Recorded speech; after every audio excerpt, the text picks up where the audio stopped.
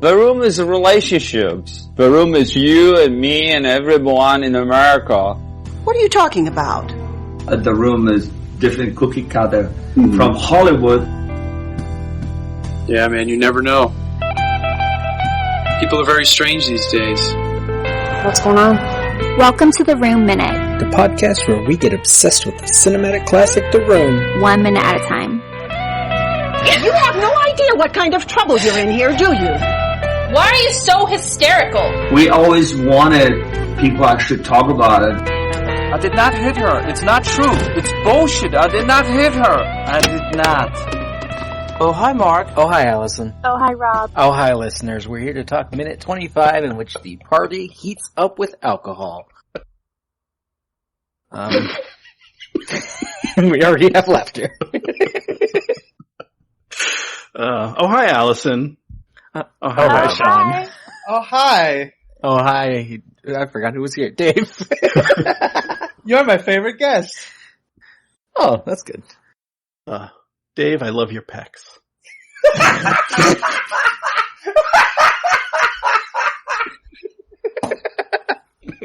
I figured we'd have at least a few minutes before we were off the rails. Okay. Who would like to tell us what happens in this minute? All right, I'll do. Okay. Date rape happens this minute. Yeah, okay, yeah. Okay, so just going by this minute, I'm not certain of why they need to drink, but they're drinking and she's really, forced the drink onto Tommy. Or Johnny, but yeah. Johnny. Yeah. Johnny played by Tommy.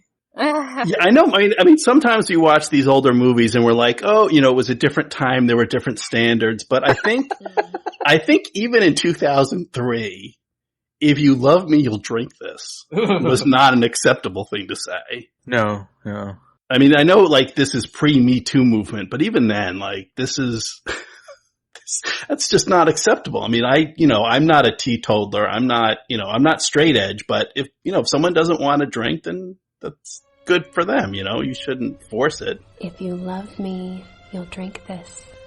If you love me, you'll drink this. Lisa's not a good person. All right, so all right, Rob, set me up for why is Johnny right now miserable? What was didn't get his promotion at the bank? Okay, yes, yeah. So they celebrate with vodka on whiskey. Is this?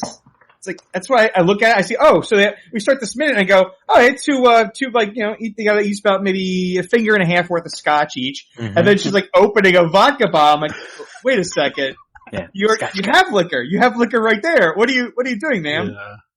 I had the same thing, and then first I'm like, is it whiskey or bourbon? And then the vodka, and then I'm like, oh, the brown liquid in the glass must have been Tab. And she's doing her vodka and Tab Frank Cross and Scrooge. That's what this is. Oh God, son of a bitch! Generally, everyone considers it to be Scotch. Yeah, I mean, I mostly drink a lot of the more brown liquors when given a chance, and I'll definitely because you're a grown up. I'm a grown up boy. No, the color definitely matches it. But I look at it and go, if you're seriously going to mix vodka and Scotch, you don't need to do it unless you're taking paint off a car. You don't need to do it. Now the question is the scripted version worse? In the scripted version, he has first had chocolate to drink, and then she pours the vodka into the whatever's left in his cup. So you're saying chocolate milk? He had a glass of chocolate? No, chocolate. I think it's implying hot chocolate. But in the script, it just calls it chocolate. I mean, that's pouring okay. vodka into hot chocolate. It's only okay if it's literally the dead of winter. It's the dead of winter. Yeah, and you're you just need all that warmth. Yeah, that's the only reason. But it's they're in San Francisco in the spring. It's fine. Oh man, and that suit just looks so baggy on him.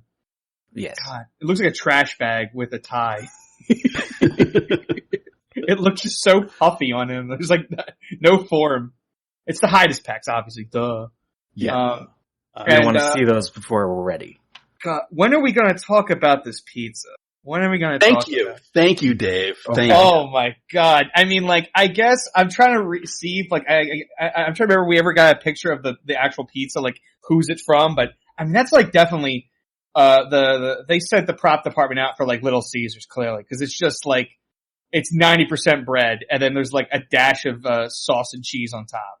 Yeah, you can just see like that doughy crust. Oh. Yeah. It's also the wrong toppings. What she ordered was half Canadian bacon with pineapple, half artichoke with pesto, and light on the cheese. What? I kind of support, like, so then the restaurant or the pizza place made an editorial decision. Screw this up. No, screw this. Yeah, because none of those toppings, like, well, we can, like, the pineapple thing's a whole thing, but I'm on the anti-pineapple side, and artichoke, like, yeah. The whole can of worms. So I'm with the pizza place on that. What? Yeah, I'm trying to see what is actually on the pizza. Maybe onions or fried onions at most. Like there's at least like looks like a few brown spots that could be a vegetable in there, like a mushroom or an onion. I mean, it looks mostly just plain, but I can't see past, like, the crust is like an inch thick. It's just so it's like white bread with ketchup and mozz on top. It's just What pizzeria would even like offer artichoke? I've never seen that. It's you got your handful of artichoke when I go to Blaze or Pizza Rev. Okay, all right. I just then again I've never looked out for it, but yeah, most of the pizza places near me seem to have decently, I mean. Well, you're a meat eater, so I'm a meat eating boy, but I mean I've had some salads, I'll admit, from some of these places where the salad combinations are pretty good. And I've gotten like extras and I've jazzed up the salad. Next thing I know, my salad's like $20. And I'm like, I feel like overspent for this salad.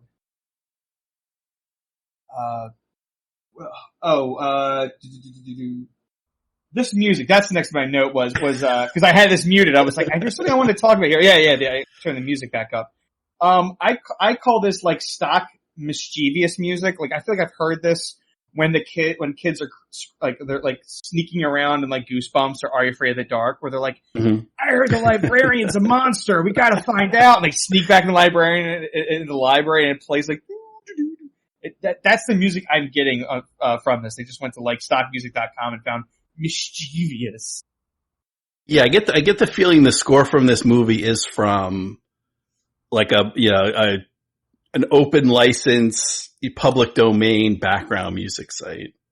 Yeah, so is this room. So is this. And I had a note on that is, so I still have not seen this movie. Okay. Listeners may remember me from minutes 4, 5, and 6. So I've seen those minutes. I've seen this week's minutes. And at some point in between, they rearranged the living room.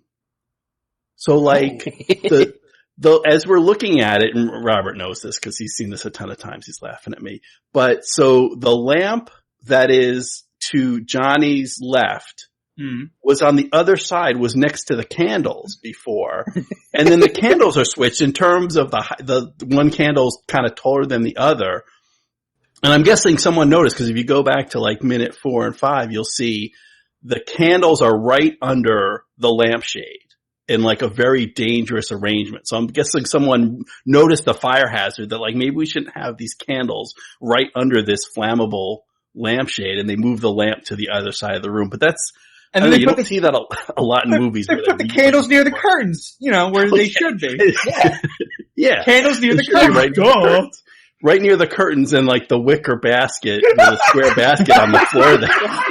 Where all candles should be. Like, there should be like a can of gasoline and like, a stack of TNT. Like this whole thing is just ready to go. And we know, we'll see later. I don't know if we've seen it before in the movie, but we will see later this week. These people love their candles. Oh, we've seen it before. Man, this is Chekhov's candle to me. It's like, man, this place, by the end of this, like you're watching, like by the end of this movie, they better be fighting in like an inferno. Candles get knocked down. I can't believe you'll miss that. Just shit's getting knocked everywhere. All right, now, Sean has not seen this movie. I have seen this movie. I saw it about 6-7 years ago. I think about 7 years ago. I had some friends over, and it was kind of like when this movie started getting popular. in the parodies when people started saying like, you gotta watch this movie, it's so dumb kind of thing. And so we watched it, but I was concerned about like how bad or good it was going to be. So I got the Riff Trax of it. Mm-hmm. And so to anyone, to walk them up to it. So have you ever heard of Mystery Science Theater 3000? The writers, Mike, I'm trying to think, it's Mike Nelson, it's, Kevin Nealon, no, Kevin Nealon? Kevin, something Not like that? Kevin Nealon, no. No, not Kevin. It's the guy who does he does the intro for the Indiana Jones Minute. That guy. Kevin something. He does the It's Indiana Jones. That's him. Yes, that is the thing he's most known for. Kevin Murphy. Kevin Murphy. Kevin Murphy and Bill Corbett, I believe. Yes. Those three, they did Riff Trax, where I liked their concept. What they did was essentially they were recorded MP3 as long as the movie. It's synced up to your movie, and all you had to do is essentially listen to their instructions at the beginning, play an MP3 on like your sound. Like I usually like to play it. I would usually play it on like portable speakers, and I would put it behind my couch, so it makes it feel like they're like next to you as you watch the movie. And so we would do that, and so we watched it, and you know they're making fun of this movie, we're laughing along at how ridiculous this movie is. So I saw it with the expressed reason of making fun of it. Like at no point did I ever watch this and be like, let me critique this. No, me and my buddies, we sat down, got some drinks, and just listened to, you know, our old Mystery Science Theater buddies just make fun of this film. Yeah, other than seeing the billboards and thinking it was a horror film. Yeah. My first experience of actual content was when CinemaSins did Everything Wrong with the Room. Mm. And then I immediately went and found a copy to watch the whole thing. That's funny because I don't think I said anything about this on, you know, that first week, minutes 4, 5, and 6. But when I rewatched them this morning, I have a note like, this could be the beginning of a horror film. Mm-hmm. Yeah. And Denny is, well, at that point from that first week, Denny is like the main suspect when people start disappearing. Like, okay, the creepy kid that likes to watch is killing people. And then I'm like, well, from this week, the creepy lady that is forcing booze on people that don't want to drink, like, so now she's a suspect. Like, this totally could end up being a horror film, and I would not be surprised. That's completely consistent with what I've seen so far. Yeah. They might end up with a death. Yeah. Yeah. Well, a mysterious fire. Yeah.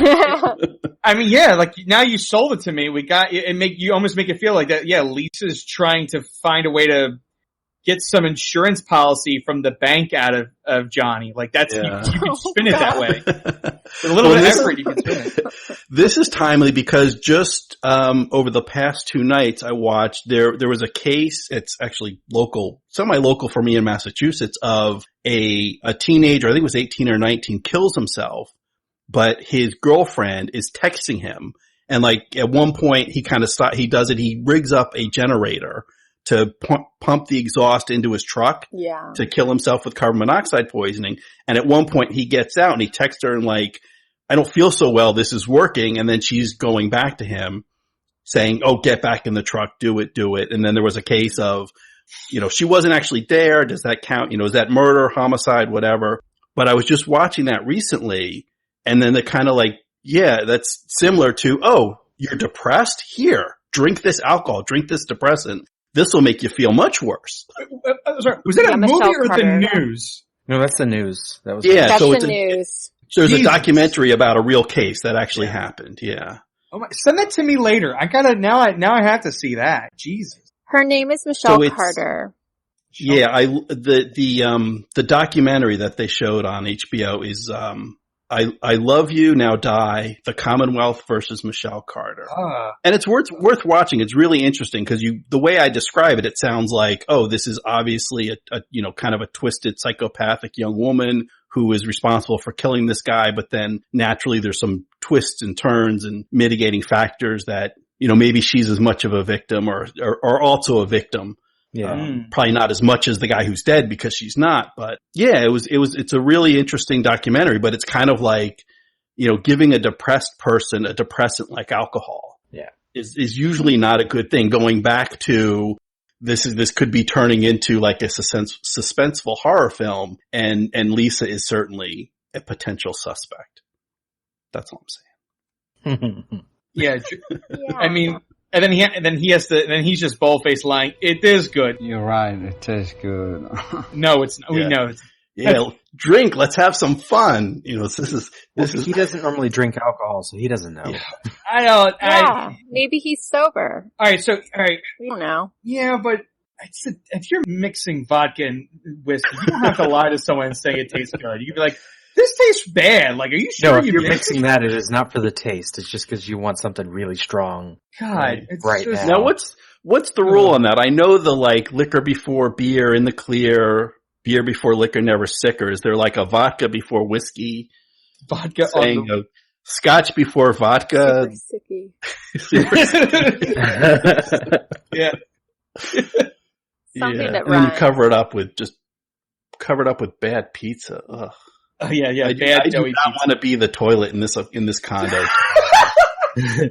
Honestly, that pizza is so doughy. I feel like it would absorb all the work they would do with this glass. Like, you eat That's why it's going extra strong.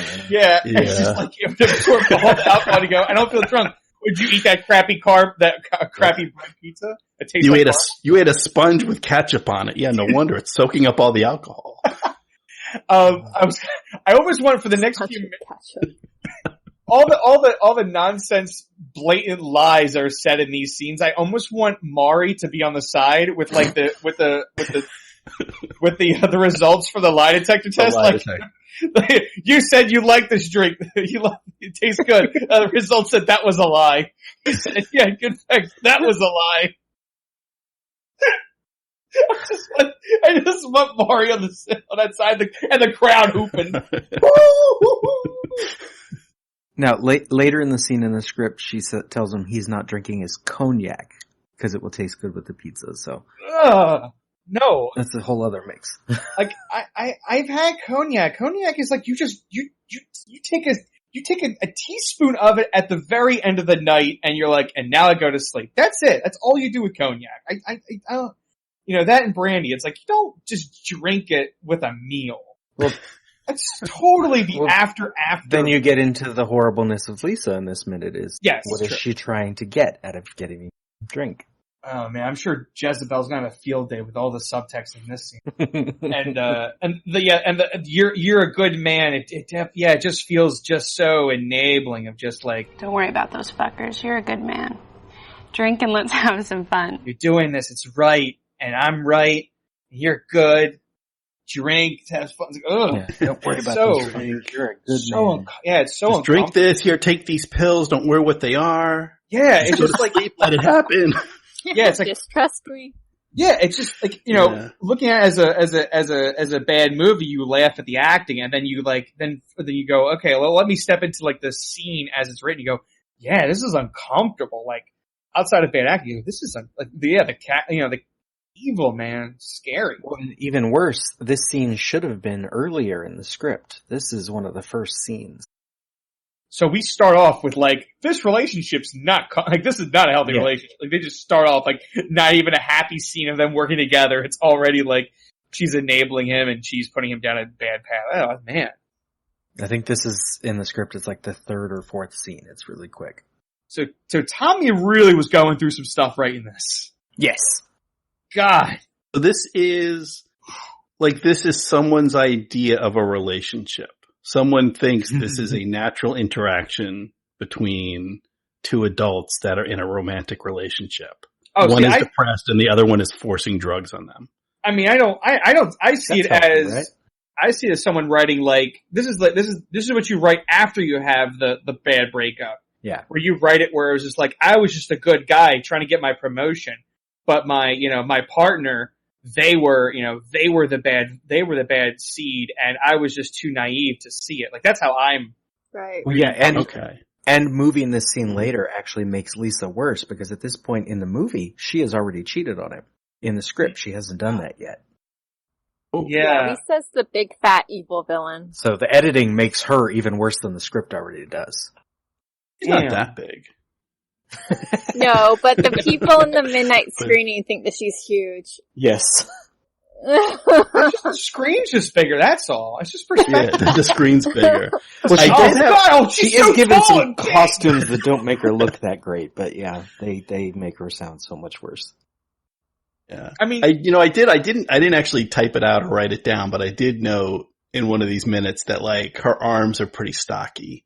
But like that's, probably good for moving furniture or like rearranging your living room. Like that kind of you gotta move that stuff around there. yeah, they had no tech around. So she's like, fine, I'll do it. And she's like, all right. As far as I've been able to tell, this room is a hexagon with 2 doors that are literally right next to each other, though the camera never shows them that way. And so, you have to rearrange the furniture to make it interesting. Move your candles, move your TV. Well, I think the TV stays in the one corner the whole time. I was gonna say maybe it's done as like plus your editing could be off, but it's like it's shown as like a passage of time and the room has changed. Well, yeah, maybe this isn't the pizza she ordered because that was on a completely different day. Their lives are just constantly repetitive, as you two might understand. Ooh, I see what you did there. Sean noticed that. We're picking up what you're laying down, yeah. And we'll get to more of that in a couple of minutes when we get to upstairs. Oy. All right. I mean, I guess I'm good on minute 25. I'm just sitting here with the uncomfortableness that Lise is forcing upon us. Okay, before we get out of minute 25, though, I do have notes from a midnight screening. Okay. Notes from a midnight screening. By the time we get to this minute, the Scotchka chant has ended. So there's a chant. Scotchka. But then as soon as she starts pouring, they shut up. When she says, don't worry about it, it's good for you. Don't worry about it. It's good for you. Someone will tell him, no, don't drink it. And when he says, no, you must be crazy, I can't drink this. You must be crazy, I can't drink this. You're supposed to, like everyone screams, no one can. Yeah, exactly. Yeah, no stomach can handle that. If you love me, you'll drink this. If you love me, you'll drink this. Peer pressure! But then, at the last one I went to, one person screamed out, she's trying to kill you! Yeah. Yeah. And when he says it tastes good... You're right, it tastes good. Someone was like, I love the taste of battery acid. Yeah. Yeah, exactly. She might as well just put some little, what is it? I think, what's the poison they say they always like that people always get poisoned from in those Lifetime movies? Is it like, arsenic, maybe? Arsenic or cyanide? It's arsenic. Oh, cyanide's a good one, yeah. I think it's antifreeze. Oh, okay. Yeah. Oh, yeah, cause it's sweet. Yeah. It's sweet so you can hide it in things. Arsenic's actually distinctive because it tastes like almonds. Before we get to Dave's excitement at my fun fact, I should point out that my fun fact is backward. The one that smells like almonds is cyanide, which we also just mentioned, not arsenic. Oh, so you'd be like, oh, is this amaretto? And they're like, yeah. No. Yeah. Like, no, it's vodka. I'm like, I'm gonna not drink this. They can't, I think I remember, like, It's Always Sunny when they were making their trash, like, beer, like, for their beer fest or something like that. I remember Frank's like, it's too bitter. Go get some antifreeze. We gotta sweeten this up. I just remember Frank telling D that. This is too bitter. Because all they were doing was just pouring their old beer into a trash can, and stirring it, and then Frank would take a ladle and sip it, and he was just like, it's too bitter. Get some antifreeze to sweeten this up. I was like, oh God. And finally, you're a good man. Drink and let's have some fun. You're a good man. Drink and let's have some fun. People scream no and don't do it, Johnny. Yeah. To end out the minute. Now, before we go, Sean and Dave, I don't know who wants to go first, but if people want to hear more of you, where can they do so? Sean, you go ahead, Dave. You go first. Oh, you want me? Yeah. I go ahead. All right, thank you. All right, well, Sean and I, we did, as I was alluded to earlier, we worked on Groundhog Minute, where we covered Groundhog Day 1 minute at a time. We wrapped that up. We had a lot of fun with that one.